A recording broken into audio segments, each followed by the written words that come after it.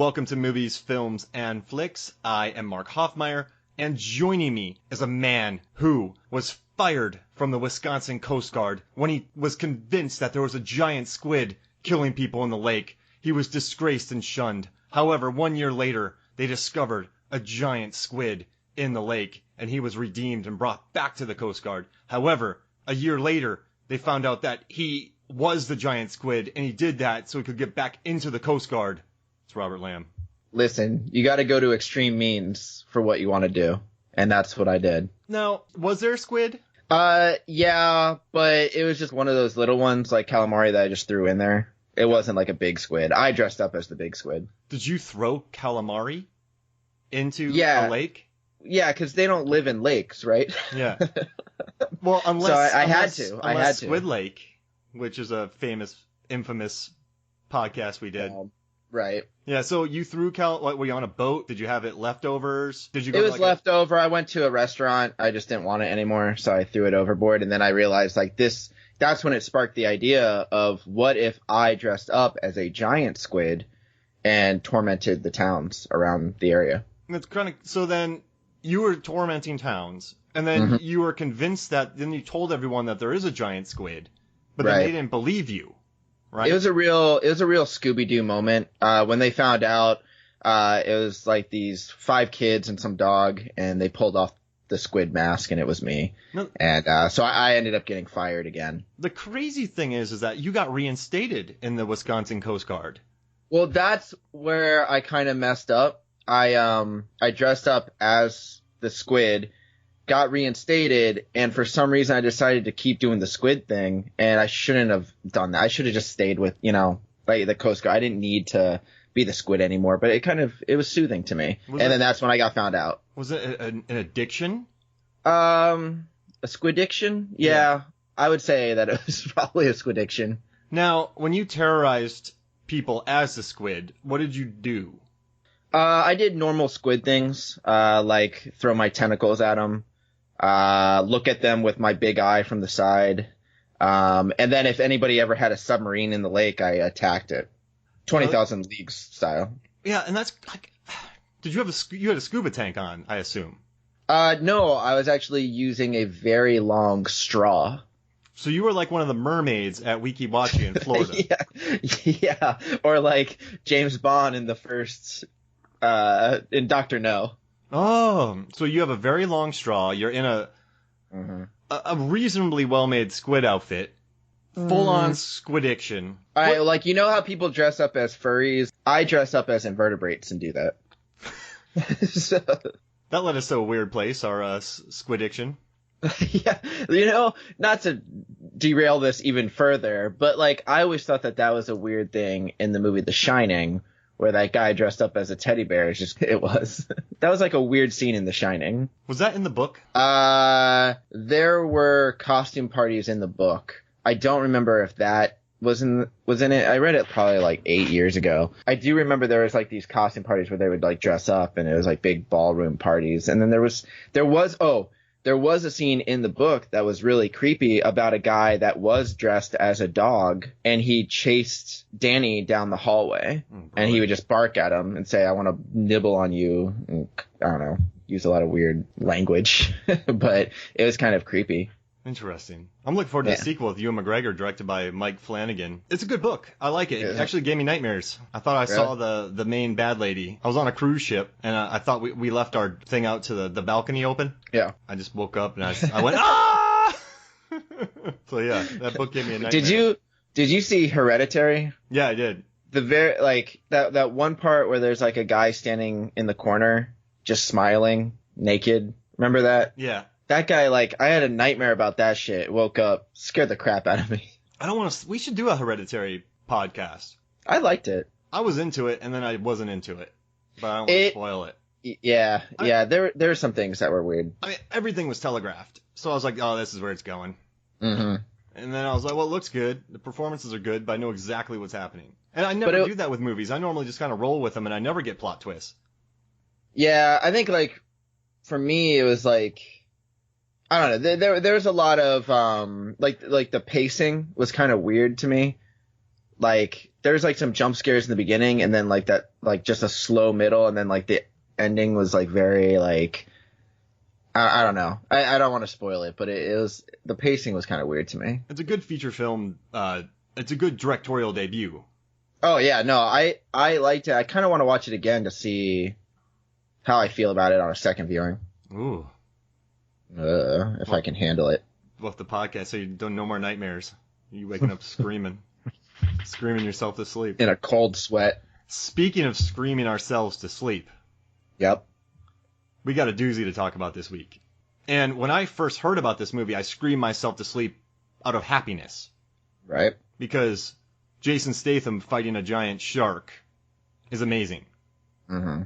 What'd you think about it? So, like, when I, like, overall, or like before it came out when I heard it was being made? Yeah, so what, yeah, I mean, overall thought, like, after seeing it, what'd you think? Alright, so after seeing the movie, and I've talked to you about this previously, basically, I went in kind of wanting to, you know, just be entertained. I know it's not going to be like, it's not going to be a film that I'm going to have to like pay attention to every detail. You know what I mean? Like, it's a B movie that's coming out in theaters. But it's not as like ridiculous as Sharknado. And it's not as like, to me, as fun as Deep Blue Sea. And it's obviously not as smart as Jaws. So like, I couldn't pinpoint where like it should be and like what I really felt about it. Like, I felt like it had that B movie aspect, but sometimes I felt like it took itself too seriously. It was like a weird mixture of emotions watching this film. Really? Yeah. Not too. All right. Well, go ahead. No, you're right though. I guess I was able to have fun with it, but it's not a good movie. Well, I thought it was more fun when the shark actually appears and starts attacking like the beach and stuff like that, which is kind of like, you know, I don't know how much you want to spoil, but I would say halfway through the first half of the movie was kind of total spoilers. Okay. Well, like the first half of the movie to me was very like bland. Like they go down in a submarine, like they're going as deep as they can, and then they get attacked by the megalodon, and then that forces Jason Statham to come back in to the picture. He knew that there's like this monster down there because he was once attacked or something going that deep. Yeah, the beginning of the movie, he's a rescue guy who goes down to the Mariana Trench with 2 other guys and rescues 11 people from a submarine. But because the shark attacks, he has to close the latch, effectively killing his 2 friends, but saving 11 lives. Yeah. And because of this, they said he had like some psychosis because he was so deep in the water. And his wife leaves him. He gets fired from his job. And then he becomes the most in shape alcoholic in Thailand. Yeah. He got a seriously bum rap. He saves 11 people, right? And if he would have waited 14 more, like 6 more seconds, everybody would have died.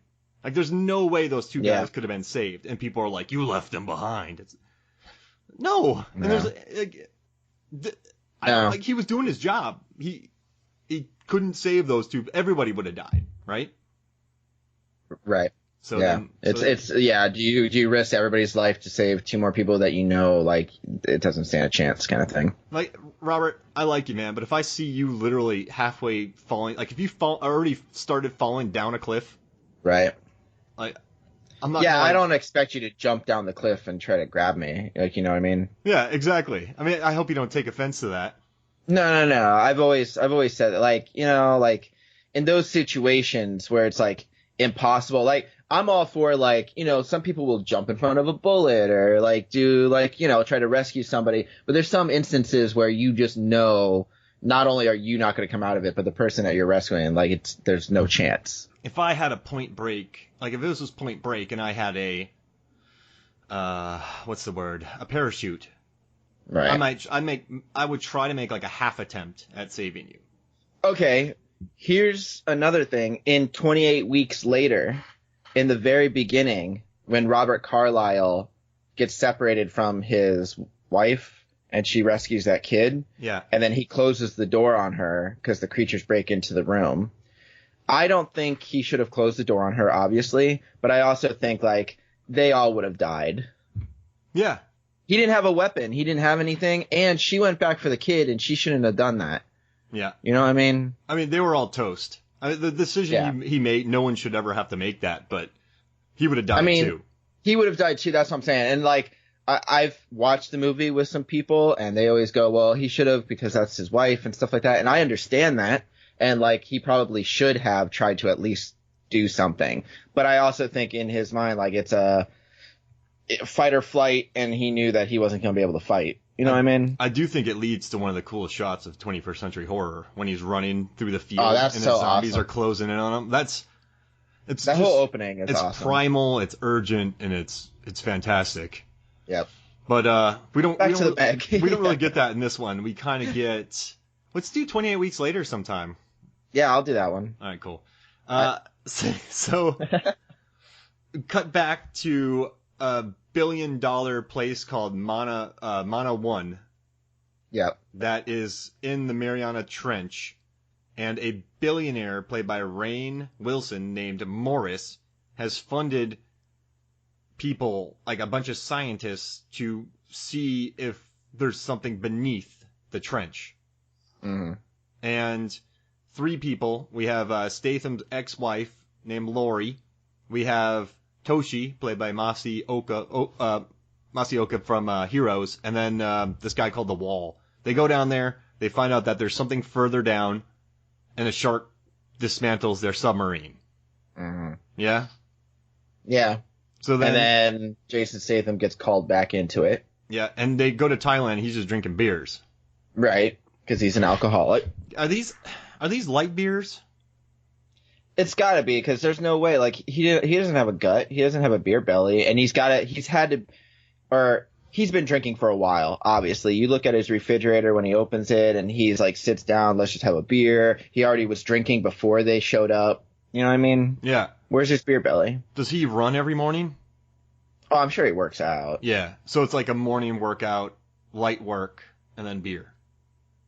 Yeah, but I mean, I guess if he's burning off the calories, I mean, he can keep that beer belly off. But I still think he's drinking a lot more than probably he's running. Is he doing Ben Affleck house pull-ups like Ben Affleck likes to do in his movies?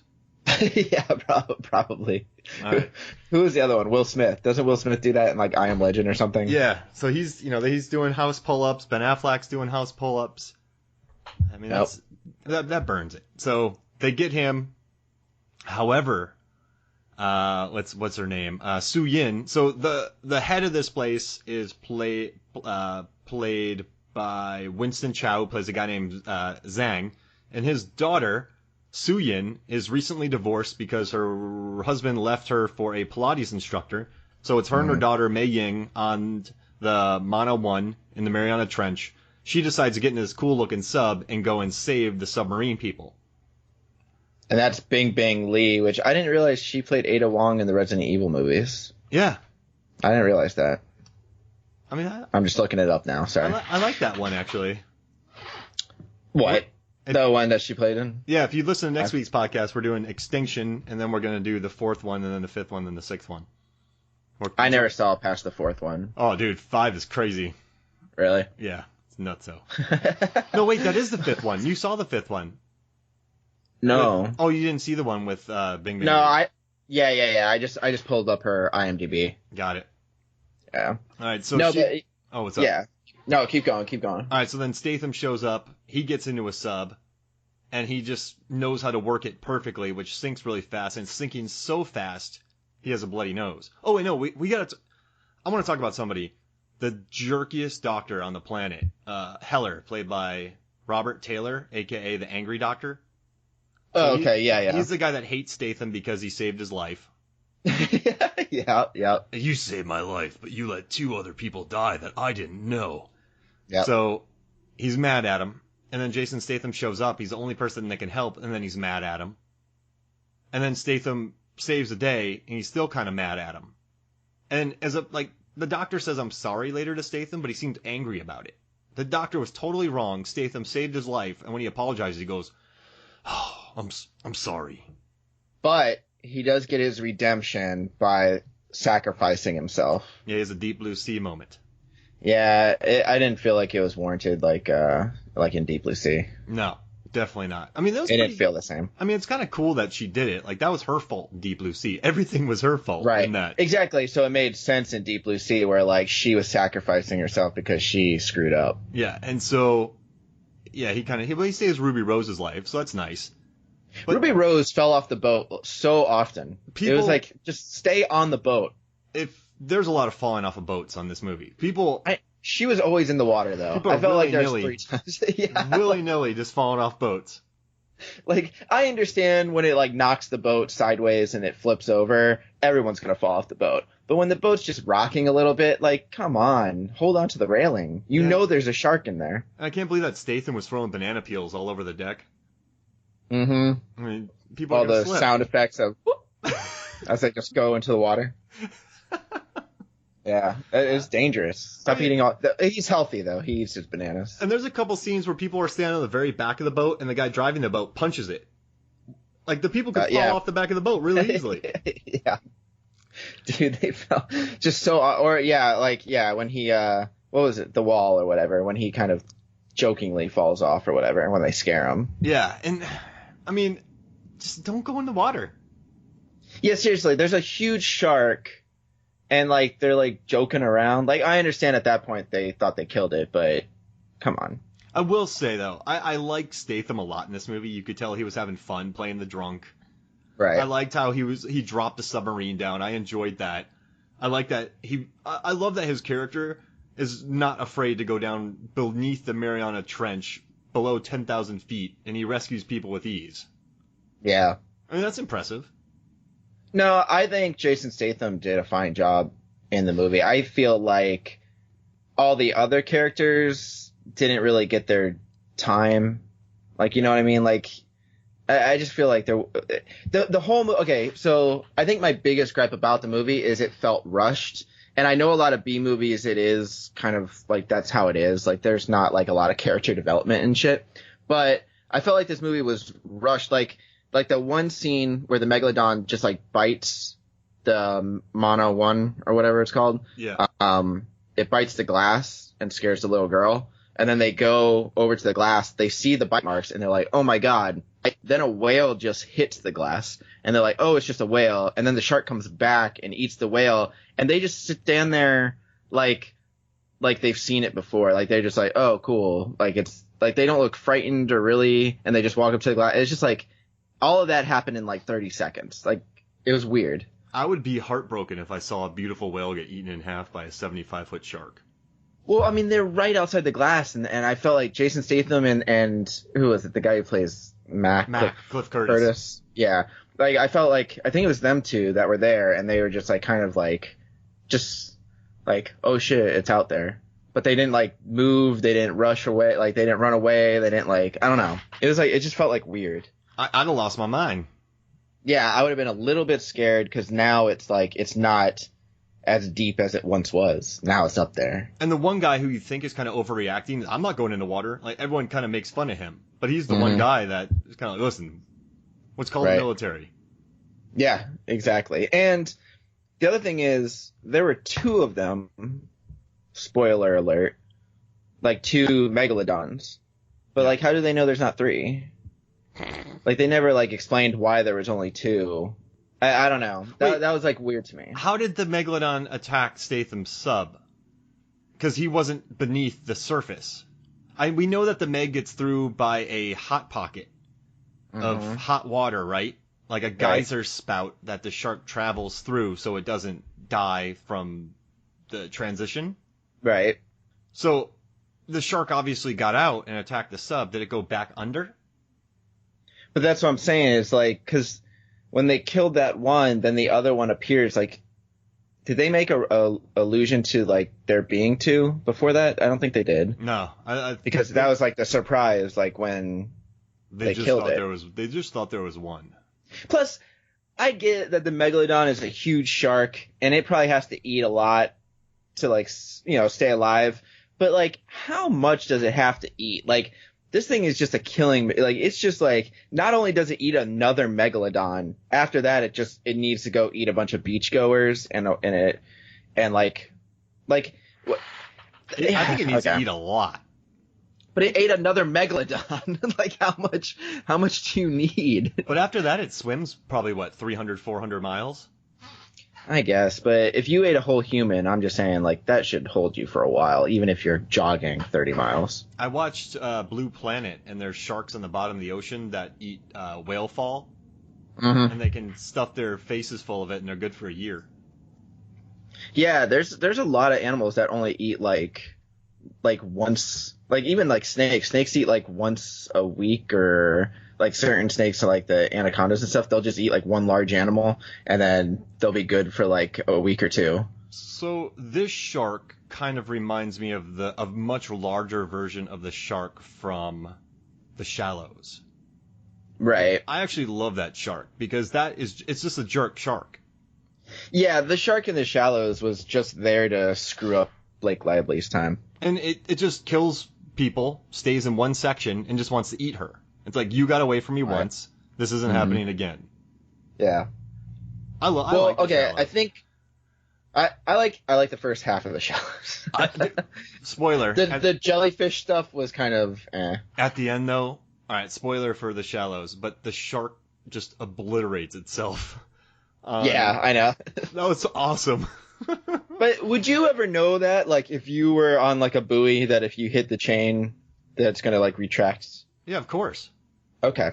All right. Well, I didn't get the memo, well, so I was a buoy installer. Oh, okay. So you Florida. knew about the retractable chains, and I knew about the spikes on the bottom, and that it would be just enough to get. Yeah. every buoy has spikes at the bottom. It's common knowledge. Just in case. Common knowledge, because people used to mess with those buoys. Yeah. And so you know how people put a barbed wire fence. Yeah. They do like electric fences. Mm-hmm. People just kind of spiked buoys on the bottom of the ocean. Buoy, foundations. Yeah, that makes sense. Yeah, I mean, it's common. Like, just Google it.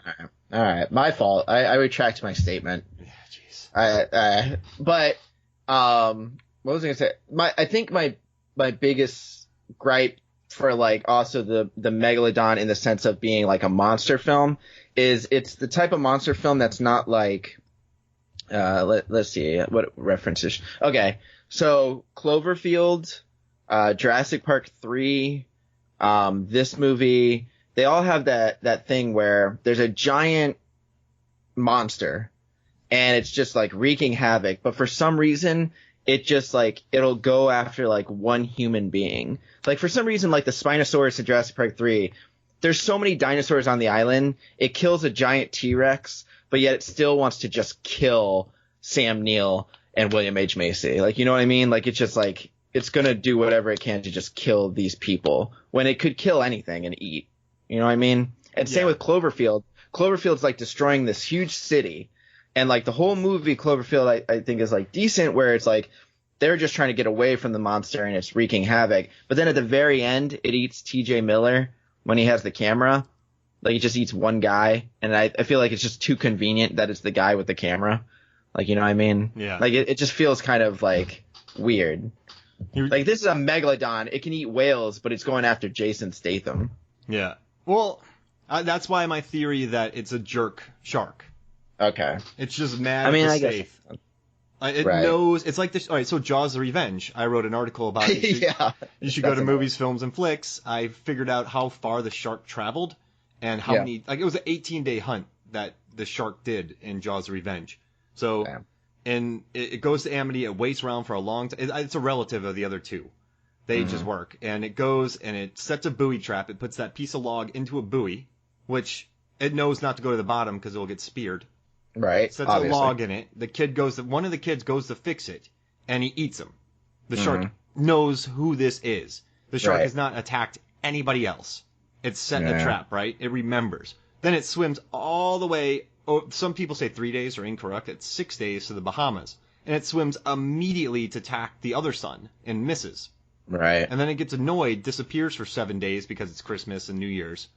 Comes back, tries to kill him again, fails, gets mad. Tries to kill the daughter, misses the daughter, hits somebody on a banana boat, and then senses that the mom is going away on a sailboat and chases it. So this shark in the Meg is a combination of the psychic shark from Jaws, and the jerky shark from The Shallows. That's in Jaws, because the original Jaws died by Roy Scheider, and the second one died by Roy Scheider too. But is Jaws the Revenge? Is that like the son of Jaws? Well, so the ages work, right? I think it's a relative because It's a relative of the original Jaws shark. If you think about this, in the second one, the first time you see the shark is by the orca. It's investigating, right? The third one, which isn't canon anymore, it starts getting powers. It really sneaks up on people, and it wants to kill the sons in Florida. This fourth one, Jaws, I think it can't be an uncle because it would probably be too old, but I'm thinking it's probably a brother or a sister. Okay. Because he's got to know. He's got to know what happened to his other... Yeah. That's why it went back. Family members. Yeah, they're investigating. And when it kills the son, that's when the psychic link starts with Ellen Brody. Because that's when she starts seeing it. There's a scene in the movie where she steps into the water when it's close. So after the son is killed, they get a link, right? And then when she's in the Bahamas and the shark's getting close, she puts her foot in the water and she senses it. Oh, shit. Yeah. So I think I put way too much thought into this.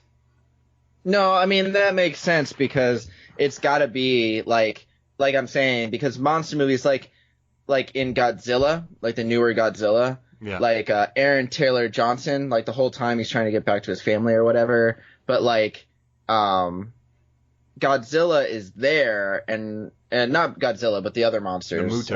The Mutos. They're there like wreaking havoc and stuff like that, but they don't like single him out. You know what I mean? Like they're just destroying stuff and they happen to be around the same area he is all the time. Yeah. And that I'm like, all right, so they're not after him per se. They're after just everything. Like if they're they just trying see to something destroy. they can smush, they're gonna smush it.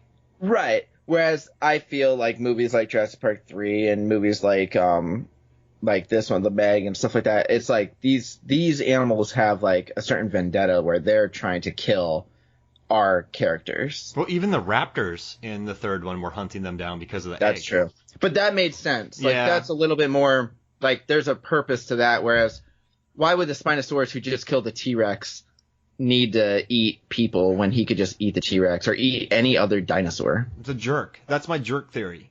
I don't know. It's an alternate universe where monsters are jerks. They're just you don't want to hang out with them. They probably owe you money. Oh, obviously. Yeah, I mean the Meg owes other Megs. These jerk Megs owe other Megs money. I mean, but that Meg, I mean, he ate that other Meg, so. Yeah, I mean, that Meg was dead, right? Yeah. I mean, the one they killed was on the boat, and then the new Meg jumped out of the water and grabbed that off the boat. Jeez Louise. I mean, that was fun. Yeah. I knew it was coming, but it was still fun. Yeah, me too. I knew that something was going to happen because that was halfway through the movie. So I do love though that scene where Statham goes out on the rope to get the tracker on the shark, and the boat has to take off with him being dragged behind with the shark chasing. But now that you mention that, remember they did say, which is what I liked at first, and then it changed. But they said if you go out there by yourself and shoot the Meg with the tracker, it won't attack you because you're just one person. You're small. Like they're saying something along the lines of like you're small, like it won't even notice you as long as you're not splashing around and stuff. So it's like they realize that the Meg is like this thing that's just like huge and would kill a bunch of other, like, I mean, it ate a whale and ate other Megs and stuff like that. So like the idea that it would come after one small human being is kind of weird. And they mentioned that. Yeah, and it didn't come after him until he started getting pulled away by the boat. Right. So, like, that made sense, but then after all that, it's like they just flipped the script and then just went the other route. Well, that's when it got annoyed with Statham. I guess, because it did attack, wasn't that... Because after that was when Robert Taylor died and sacrificed himself for Ruby Rose. Yeah. And... Right? Yeah, well, wait. No, that was the first after. One. That was after? Because that's... So what happens is the sharks get loose. Rainn Wilson tells his entire staff, right, that I called the military and there's going to be a convoy to take you out of here. But then Rainn Wilson doesn't call the military and he goes out to try to kill it himself. And then once that fails, then they try to leave, right? I thought that was all after. Because the doctor was still alive then, I believe. Or am I wrong? Have I mixed up my timeline here? I can't remember. I thought that when they sent the track on the shark, I thought Rainn Wilson was still in the boat with them and stuff. I thought, no, you're right. You're right. Yeah, because he gets killed. But that might have been the first Meg then, not the second one. Yeah. So then they, Ruby. No, Plus, wait, because they built that huge. Know. Yeah, this is interesting. We got our timelines messed up. All right, so how about this? Because there's too many Megs. There's two Megs. How about this? I can't remember. Let's take a quick break. Let's get our timeline straight, and when we come back, we'll talk more about the Meg. Welcome back to Movies, Films, and Flicks. We still don't know the order of this film. Nope. But, man, this movie's got me mixed up. I mean, I think it's because there's one Meg, and then halfway through the movie, there's another Meg. And I can't remember which Meg Jason Statham was chased by when he tried to tag it, because they tagged both of them, didn't they? Yeah. Oh, wait, this is what it is. They catch and kill the Meg with that cool tube that he's in, the cool cage, right? Because, no, she kills it. No, she was in it, yeah. Yeah, Mei Ying kills it, then they put it up on the thing, then the Meg attacks, knocks the boat over, then it eats the doctor, and then they have to take the buoys back to the, Mono 1, and then that's when Rainn Wilson says that he's calling the military, but he doesn't. Then he gets killed, and then the Meg goes to the beach. There it is. Yeah. All right, so that's what... we totally jumped over our listener questions earlier because we want to get into this movie, but let's answer these listener questions real quick. The first one is, what is your favorite shark movie that isn't Jaws or Deep Blue Sea? So they know us pretty well because I basically talk about Jaws and Deep Blue Sea all the time. So what's your favorite shark movie that isn't Jaws or Deep Blue Sea? Well, I already mentioned that I did like the first half of The Shallows, but just the first half. But other than that, I like the more realistic ones like Open Water and The Reef. Like, The Reef had its moments. Like, I think it was genuinely scary. The way it was shot too. And it's just like Open Water, just about people floating out there, trying to survive while sharks crowd around them. There's a mean one in that, but it was just a regular shark. But that one was based on, like, The Reef. A true story. Based on a true story where I think it was a blacktip shark. Yeah, I think that's what it was. Blacktip shark that was attacking the group. But, in the movie, they made it a great white just to be scarier. Yeah. I mean, they could have, I wonder what is on the coast out there. I wonder if bull sharks or tiger sharks are on the coast in Australia. Bull sharks are, because there's a guy who got attacked in Australia swimming in a river because bull sharks can go into brackish water or whatever it's called. There's actually a really good book about the around 1913 and 1915 shark attacks that happened off the coast of Philadelphia. And an adolescent great white. The one that Jaws is based on? Yeah, an adolescent great white got separated from its normal hunting grounds. It got carried in this kind of not jet stream, but something in the water, got carried by itself, was really hungry, and it ended up by the coast. And then it ate one person, and then it was looking for more food, then it ate another person. But in real life form, a lot of the people were like, don't tell anybody because we have tourists here. So they didn't tell anybody. Then it made its way up a river and killed a kid in like a puddle. And then it got, wiped out by a fisherman in an epic battle. And that's but I've actually read that book. It's called Close to Shore. Yeah. Yeah, it's actually really good because it talks about, it was like in 1916. They said that because around that time was when swimming and going to the beach started becoming super popular. Yeah. And there was all these rules of what women could wear. They couldn't show too much leg, and even men had to wear longer bathing suits and stuff like that. And it was just becoming so popular that people were going out there, and no one was really even scared of sharks. They didn't even really care. Yeah, that one guy jumped into the water with all the sharks. Yeah, and he never cared. He would swim with them. And he said he would beat him up. Yeah. Just punch him in the nose.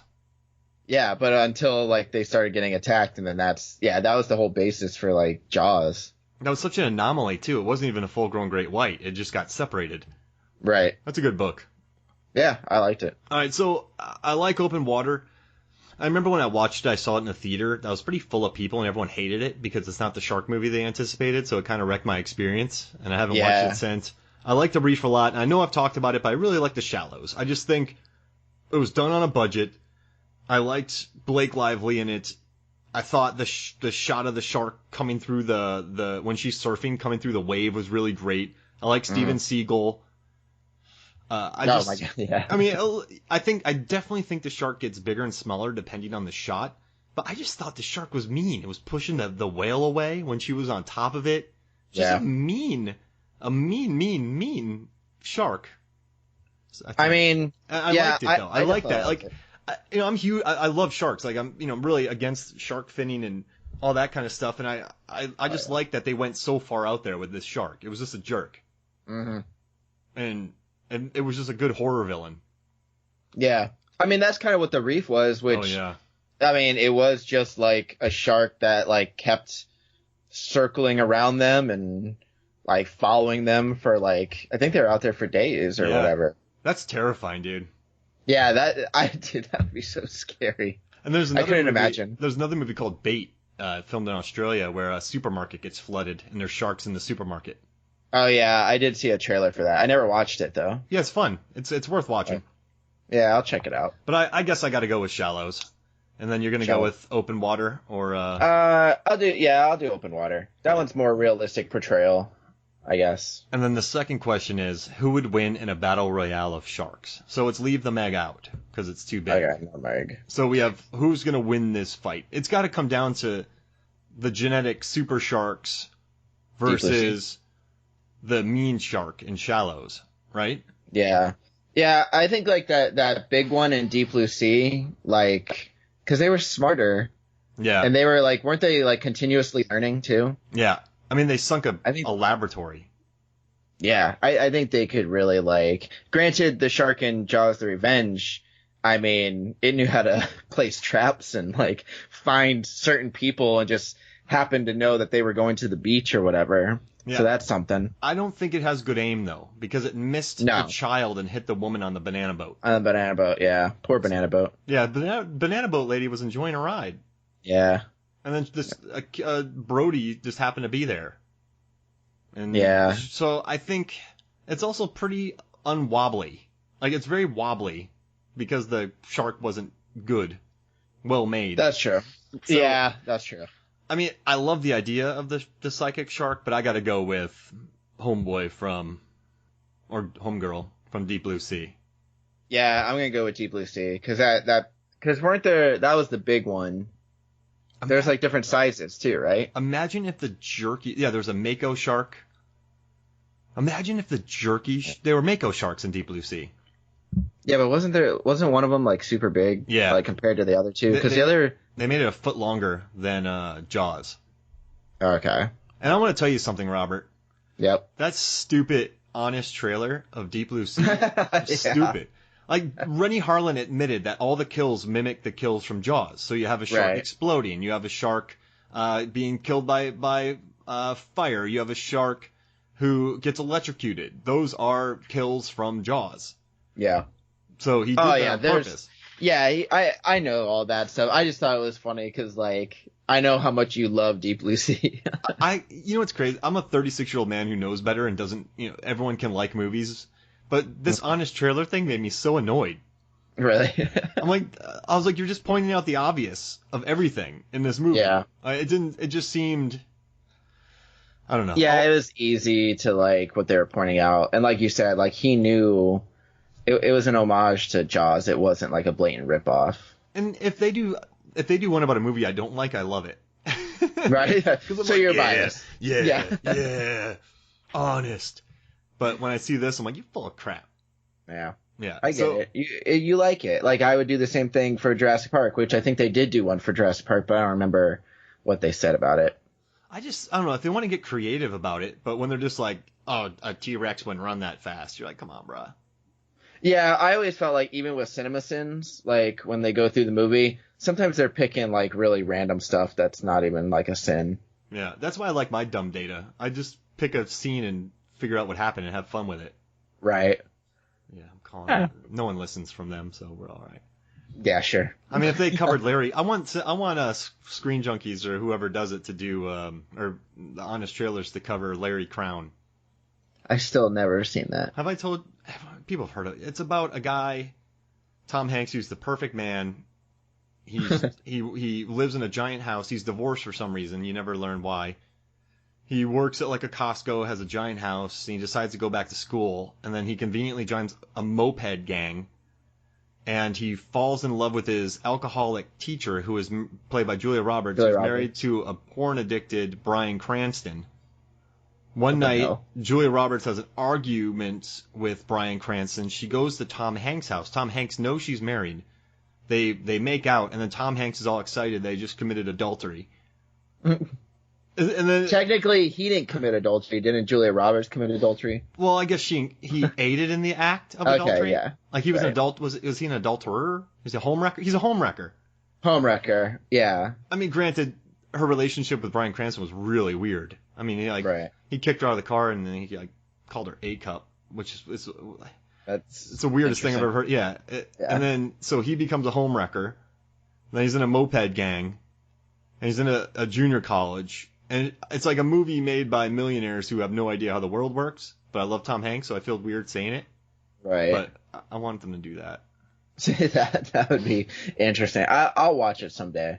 I think it was on Netflix for a while, but I don't think it is anymore. The cover is him on a moped going, yay! Yeah. This makes me... just rubs you the wrong way. It just doesn't sit right with me. Yeah. All right, so let's get back to a movie that, I don't know, sat right with me. I enjoyed it. There you go. So, the shark is on its way to... Oh, no, so what did you think about Rainn Wilson's plan to kill the Meg? Just by dropping depth charges on it? Yeah, how did they confuse it with a whale, though? Like, wasn't it he was on the tracker. And it hadn't lost its tracker yet, either. Because it lost its tracker when it was going to the beach. Yeah, that's what I'm saying. So how did they confuse... I didn't understand that at all. Like, I thought there was going to be a third Meg or something. So do you think the Meg was pushing the whale? It was wearing the whale as a hat? That's the only thing that makes sense is like it was near the whale, and then and maybe it already killed the whale, and then they bombed the whale and it swam away. Yeah, it was dead, right? I don't know. I feel bad for the whales in this movie. I know, whales just get owned in this. Do that. And not only that, again, this was another part where like the Meg just went after Rainn Wilson. Yeah, I thought like it just attacked him after he fell off the boat. Because it could have just eaten the whale, but it decided to just eat him and then leave. It didn't even attack the whale. Yeah, it's just kind of, you think Rainn's going to live. Yeah. And then he gets eaten. I like his character. I didn't mind it. I mean, he was supposed to be like an asshole, but he wasn't always an asshole. No, I liked it when he took advantage of everything, but why not call the military? It's not their fault. A natural occurrence happened. Yeah, exactly. So why not? Like, hey, we're here and we're at the Mariana Trench, and a giant shark escaped through a steam passageway. Help. That's not gonna defund your project. Yeah, I don't think they're gonna blame you for it unless they can somehow tie it into the kind of piece it together and say it was your fault. But like, I don't understand how they would do that. I don't even know how they. Yeah, like. So we were supposed to know that we could start a massive funnel that would unleash a megalodon into the ocean. Dude, do you think megalodons are still around? No. Do you hope that they're still around? I think the Loch Ness. I think there's lake squids. Obviously. And I think the Loch Ness monster is still around. And I think the Loch Ness monster just kind of travels. It goes to Lake Como in Italy for summers. It's summers in Como. But what would a megalodon eat if it was that far down besides like giant squids? Like whales don't go that deep. Well, there was a giant squid. There was. Was it a squid or an octopus? It was a squid. It was a squid. I mean, that's a big. I mean, it would need to eat one of those a day, I feel like. Especially if it's eating like other megalodons. And sharks really can't stop. So maybe that's not in the movies. They're just killing machines. Maybe that's just the tip of the iceberg right there. Like maybe there's a lot more down there. Yeah. Maybe there's large grouper. That far down? I don't know. Maybe there's 700-pound grouper. I don't know. And I think the only whales that go like really deep are like sperm whales. And even them, I don't think they go as deep as they were. Yeah, 10,000 feet. Yeah, I don't think so. I mean, I'm gonna look it up while we talk though, because I'm interested. My theory is that there's just so much more down there, and the sharks just do that. Right. Because I guess they can't depend on those jacuzzi tunnels shooting them out. Okay, so sperm whales, who also eat squid, are known to dive as deep as 3,280 feet while they search for squid to eat. They can hold their breath for up to 90 minutes on such dives. Oh, so they aren't going all the way down there. No, they can't. They can't reach that far. Yeah, so I mean, yeah. I don't know. So then they're not eating whales. That's what I'm saying. It's just weird. Maybe there's mosasauruses down there too. Oh, wait, hold on.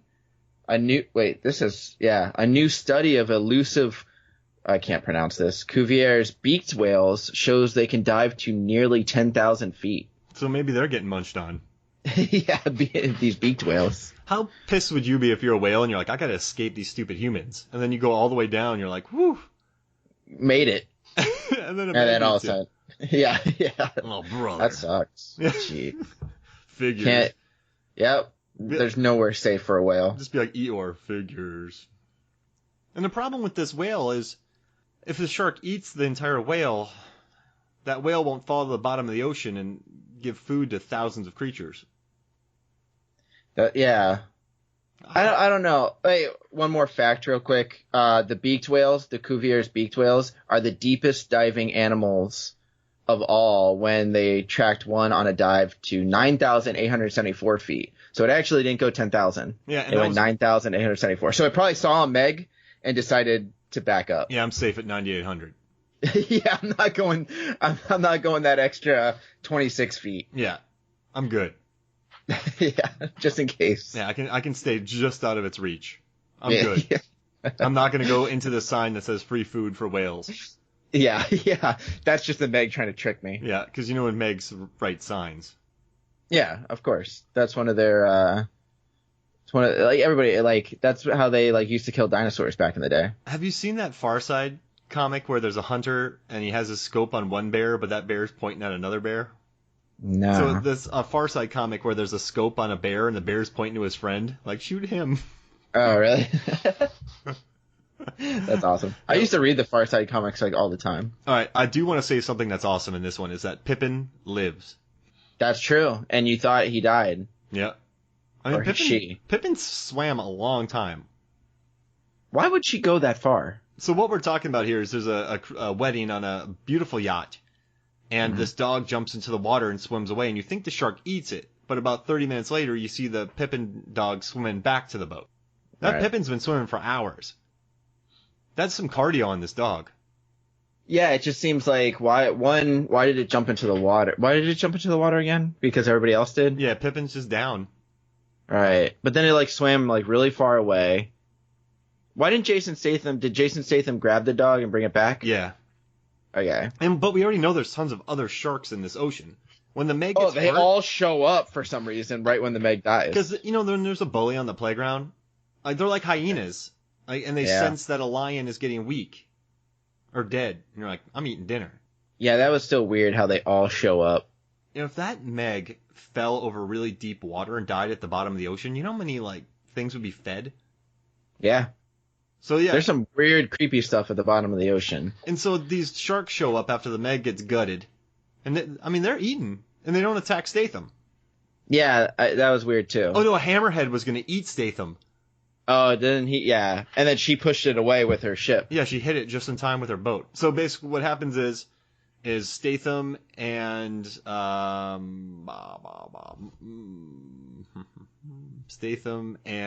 Su Yin.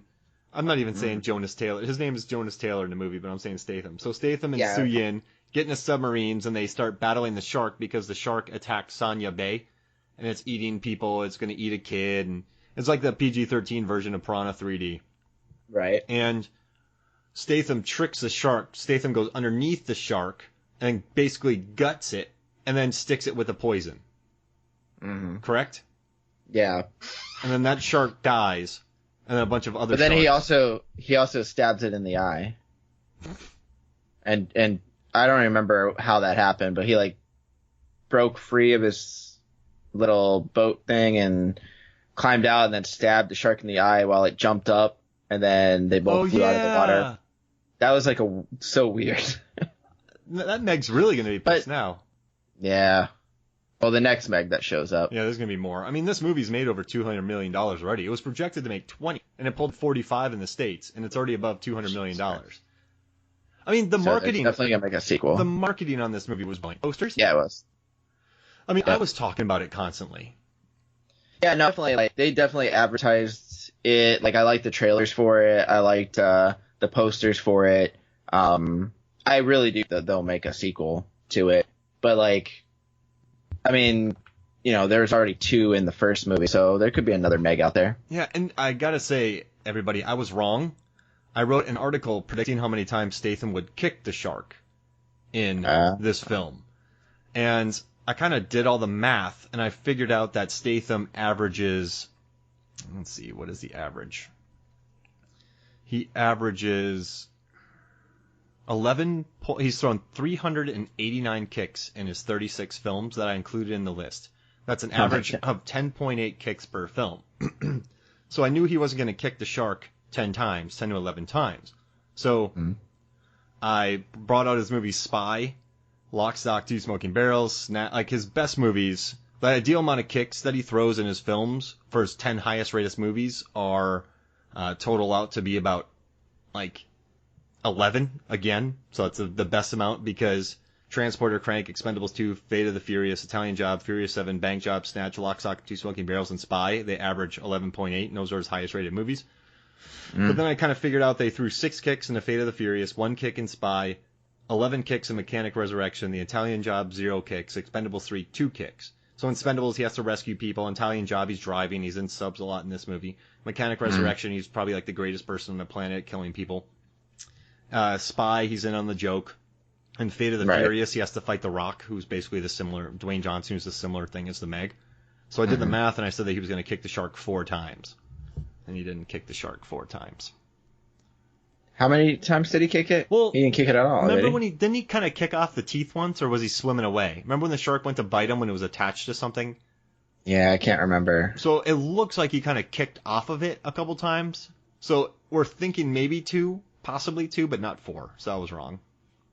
I mean... Yeah, he should have kicked it more. I mean, just like a spin kick or kick off of it. I think he should have kicked the little spear thing into the thing's eye. Holy crap. That would have been cool. That would have counted. Because he was like flying out of the water. Yeah, he was flying out of the water. If he did like a little spin kick. Yeah. Destroy the Meg that way. Or just, what would happen if you're watching this movie? Shark jumps out of the water, Statham comes out of nowhere, spin kicks it, and knocks it unconscious. What's your thought? I mean, I would think that was amazing. Probably. And I would hope that I had it filmed, like my camera out at the time, but I probably wouldn't have. Jason Statham spin kicks a Meg into oblivion. Yeah. What do you think? That's like a Chuck Norris joke. But I think Statham is the only actor on the planet who maybe The Rock, if The Rock punched a shark. But there's probably only 2 actors on this planet, I believe, could knock out a shark with a blow. You know, this is like the kind of movie that I'm surprised that The Rock isn't in and Jason Statham is in. Yeah. Like, you know what I mean? Like The Rock is trying to kill the shark. Yeah, like I could understand if The Rock was in this movie because he's been in like a lot of just like some goofy movies and then also some like just big budget blockbusters. Whereas like Jason Statham, like this just didn't feel like a movie that he would normally do. I mean, he was funny in Spy, and I guess that was a comedy and stuff. But I'm just saying, like overall, I was surprised it was him and not somebody like The Rock. Yeah, Rock, I would think, would also sell more tickets. This is more of a Rock movie because if you think about his somewhat comedic roles, like Crank, that just goes over the top with his violence. That's true. Transporter, there's not too much violence, but he's like, I thought maybe he would be in Bank Job mode, or he would be in Snatch or Lock, Stop, just kind of smarmy, and not. Does that make sense? Like that kind of persona. Yeah, I could see that. But I don't know. I still though, man. I still had when I walked out of this movie, I had a smile on my face. I as much as I promoted it, I knew it wasn't going to be. Well, yeah, good. It's not going to be a critic darling. Like I like John Turteltaub. He did Cool Runnings, which I love. He did National Treasure 1 and 2, which are national treasures. They are legit national treasures. I will argue for that. I also did 3 Ninjas Phenomenon while you were sleeping. Kid. And the Sorcerer's Apprentice. Yeah, the kid. Disney's The Kid. So Yeah, I mean, I'm looking at his. as much as I like him, he's not like an 80-90% director. If you looked at the majority of his movies, they're all probably in the 40 to 70 range. Yeah. Right? And so I knew it wasn't going to be anything like that. And deep in my heart, I knew he wasn't going to spin Kick the Shark. Yeah. But I don't know. And I think it was wise what they did. I mean, this is a $150 million movie that they made. And I think by bringing in a big international cast, I think that made them an extra $70 million in China. I mean, definitely. They were thinking internationally with this movie. Mm-hmm. I mean, I kind of, I asked my wife the other day, I'm like, how much money do you think this would make if it was really good? And I didn't mean that as being mean. I just thought if it just wasn't a passably fine popcorn film. I think they could have made it better, like in the sense of I think it could have still been fun, and like it could have still had that kind of B movie feel with like just a little bit more added to it. Right now it sits at a 48%, but like I think if they tried a little bit harder, they could have had like a 70 or even maybe like an 80% film. Like if it was a real fun, because there are movies that are like this, but they're like fun and they actually have a decent story and stuff like that where they can do pretty well still. So, I mean, I don't know. Like, you don't need a redemption arc in this movie. No. You did not need that opening scene. Mm. Like, this could have worked really well had he just been a diver and then someone gets stuck on the bottom and then they try to save it and then they got to stop it. Like, you don't need... Right. In Jurassic Park, there wasn't a redemption story, was there? In Deep Blue Sea, there wasn't a redemption story. No. The Shallows, there wasn't one. No. So, I mean, this could have just been a fun chase movie. Mm-hmm. Right? Yeah, I think so. With Statham just being the ultimate badass, flying everything, trying to kill it. Like, that seems neat. Yeah, I would have been okay with that. Spirit on a buoy. That would be like Jaws, where they tried to latch onto the barrels and stuff, so. Yeah, and then the shark gets stabbed in the fourth one. Yeah, exactly. And explodes or something? After roaring. Well, they say it hit the thing that Mario Van Peebles put in his belly. It was a perfect shot. That's how I was always wondering why it exploded. Yeah, because he dumped that thing in it, and they're saying it hit it and exploded it. But that wouldn't make sense if a wooden plank hits it. Yeah, I know. Like, how's that? That's creating a spark or something. But I don't know. You didn't just have him be in the, like, I don't know. Dwayne Johnson didn't have a redemption arc in Rampage. The big monkey just got big, and they wanted to save it. Yeah. I didn't see Rampage. Was it okay? I mean, it's all right. Yeah, that's what I figured. But I've noticed that Jason Statham loves a good redemption arc. Like, he's always depressed. And then he has to, like, his wild card, and then he made a movie called Redemption. Maybe that's just kind of the go-to of it. Yeah. But next one, the good news is if they make a sequel, it has to be better. Because you don't have to deal with him, learning how to, dealing with all the drama. Like, it'll just be him hunting a shark.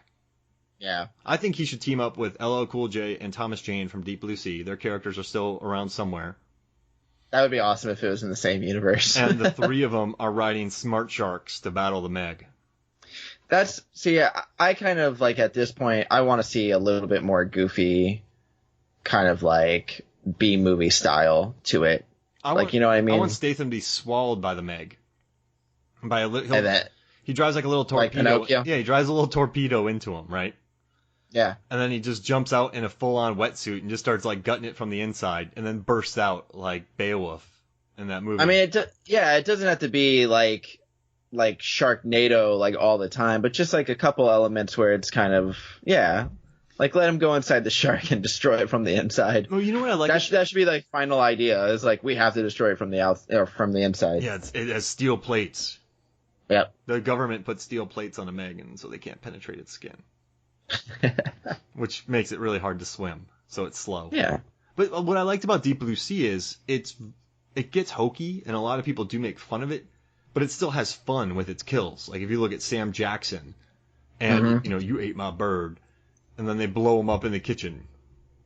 I mean, it's serious, but it's also really fun. I wish that this movie would have had some more of that. Like, I don't like Sharknado. I watched 4 minutes of that one and I hated it because either.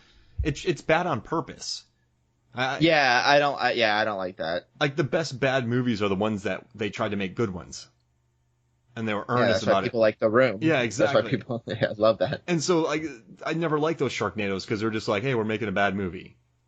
But that's what I'm saying is, like, with the Meg, I think it had the potential to be like if you look up like blockbusters like that are just like fun movies, but are also like the critics love them and they make a decent amount of money, like movies like Star Trek, the reboot one, Mad Max Fury Road, any of the Marvel films, Mission Impossible now, and even like the newer Fast and the Furious movies, like they all like they're good movies, they have a good story, and they're also like just like fun to watch.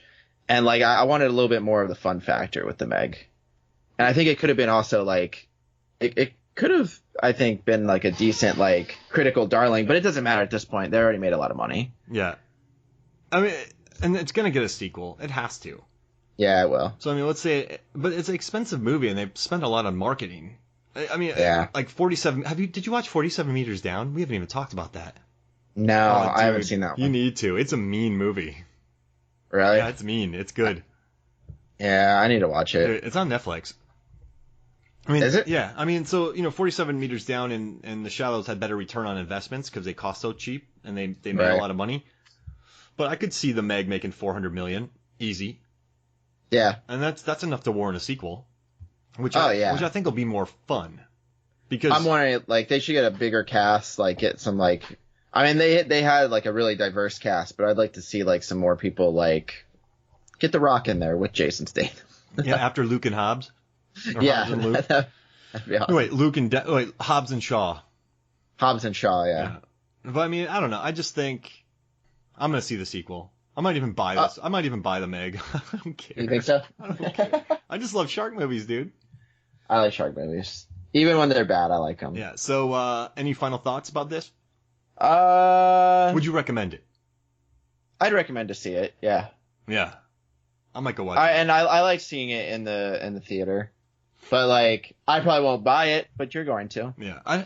The audience, there was a lot of people in the theater when I went, and they didn't seem to have much fun. That's what I'm saying. I feel like it lacked, like, a fun factor in a lot of parts. Because Deep Blue Sea, audiences went nuts. Yeah, well, especially when Sam Jackson died. Yeah, dude, I remember that. Everybody was like, oh my god. I was working in a theater, and I would sneak in to watch it. So, no, that's awesome. But, no, man, anything to plug before we get going? You want to talk about all your podcasts? I'll plug it real quick. Just, I do a lot of fictional stuff. Basically just story podcasts if you want to, like, check them out. I got horror, sci-fi, dramedy, comedy, film noir, all of it. You can just go to 7lamb.com or blogtalkradio.com/7lamb, and you can find all of our stuff there. I try to release a bunch of stuff. I'm going to be editing some stuff today, so they've been doing really good, especially the horror one, Paralyzed. I'll plug that one specifically. Awesome. And then also head to iTunes. Make sure to subscribe to any of these podcasts. Make sure to review and rate. We'd love to know what you think. And next week, we're going to be talking about Resident Evil, Extinction. So if you have any listener questions about that, send them in. We're going to be recording on Monday, so you have a few days to get that in. But for me, Mark Hoffmeyer, and for Robert Lamb, this is Movies, Films, and Flicks. We'll see you next week.